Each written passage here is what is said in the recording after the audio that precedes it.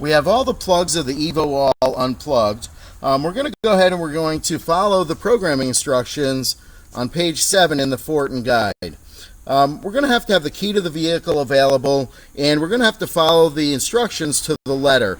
When we get to this part, we have a 5-second max time limit to complete all these steps. If they're not completed in that amount of time, the unit will fail to program. So we're going to go ahead, we're going to hold the program button on the top of the evo-all while we plug in the 4-pin plug.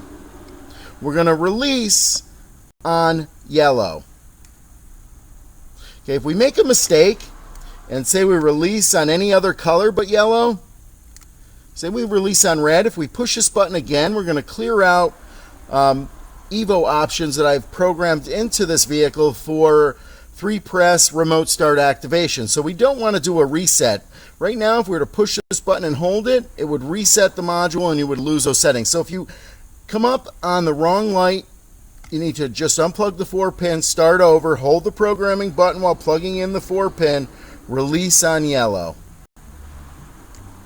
Okay, so now that we're on yellow, we're going to plug in the remaining connectors to the evo-all. I have the 20-pin on the top.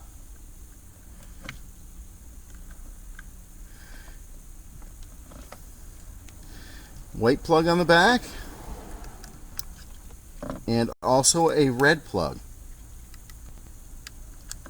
Now I've got the harness pulled back so you can see the lights on the Evo when we program it. To begin the programming procedure, it's going to be required that we tap the program button again.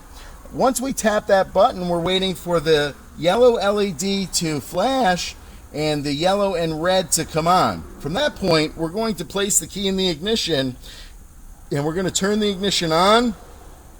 We're going to wait until the red LED flashes. We're going to shut the key off, remove it from the ignition. We're going to put the key back in, and we're going to turn it on again. And the programming procedure will complete. The yellow light will start flashing. The blue light will come on, start flashing. Everything will turn off, and the module will be programmed. So we're going to go ahead and do that. So as soon as we push this button, we're going to be ready with the key. And I've just got the tip of the key in the ignition. And we're going to turn it on. Red light goes out, comes back on. We're going to shut it off, slide it out, slide it back in, turn it on again. Yellow light blinking. Blue light flashing. From this point on, the module is programmed. We're going to simply shut the key off. All the lights on the Evo are going to go out. The module is now programmed. So from this point on, we can start the vehicle with our factory remote by locking the doors 3 times.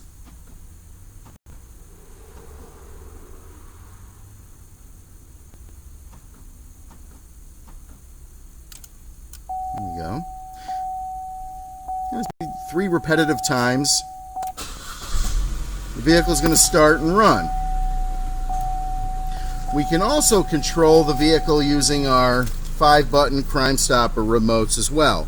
We're going to go ahead and we're going to push the brake with our hand and shut the vehicle off. Now I'm going to show you that the vehicle will lock, unlock, lock, and it will also start from the crimestopper remote as well.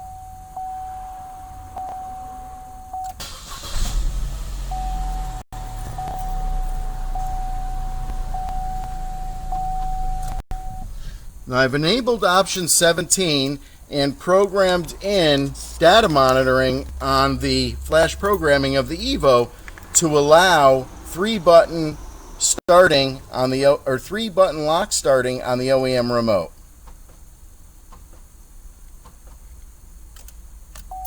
Pressing the lock button 3 times will trigger the vehicle to remote start as well.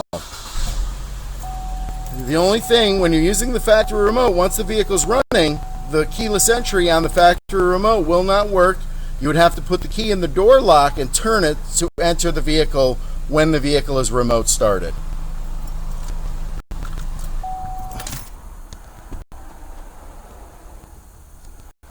We're in our 2012 Chevy Cruze. I'm just going to show you a couple of the optional connections as well as the remote starter install.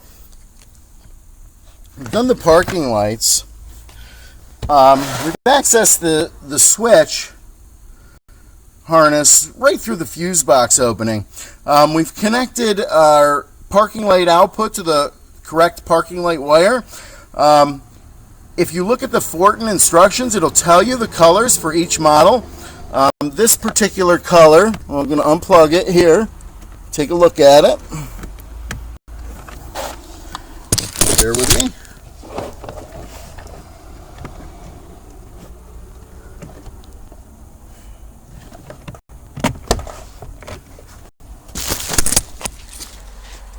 Actually pop the switch right out. If we look at it, it's a green with a blue stripe.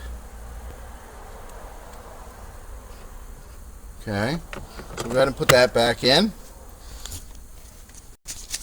Now we have a horn connection up underneath the column as well. So whether it's a Cruze, Camaro, Terrain, Equinox, Verano, pretty much all these connections and this procedure is the same across the entire platform. Some of the vehicles have the parking light switch on the directional, and you would access the parking light wire here instead of here. Okay, with our remote, we're going to go ahead and I'm going to give you a brief demo on how it works. Okay, to lock the vehicle, we press the close lock button. All the doors will lock and the lights will blink one time. To unlock the vehicle, we press the unlock button. All the doors will unlock, the lights will blink twice and stay on for 30 seconds. To pop the trunk of the vehicle, press the trunk button on the remote. We'll pop the trunk. To start the vehicle, we simply press the start button on the remote. Hold it for 3 seconds. Parking lights will come on. The vehicle will crank start. And it will run for 20 minutes. Now the right directional was left on during the installation. That's why the right light is blinking. So go ahead and I'll just turn that off.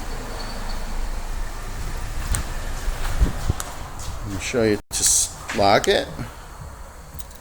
Start it.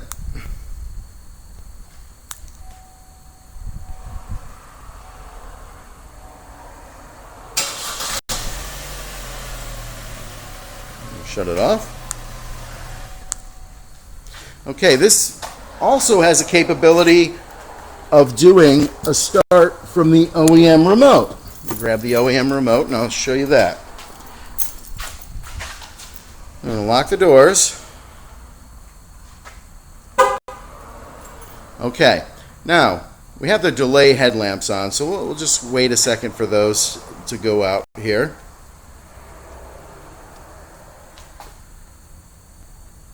Okay, we're going to lock the doors 3 times in succession. This is going to trigger the remote starter to start the vehicle. Okay, now when we walk up to the vehicle with this OEM key, the downside of this system is this does not work while the engine's running. So if we hit unlock, we'll be able to unlock the vehicle because the engine's running and this remote does not function while the engine's running. So we would have to put the key in the door lock and turn it to unlock the vehicle. We have to get in the old-fashioned way if we're going to start with the OEM remote. Basically, from this point, we would enter the vehicle, place the key in the ignition,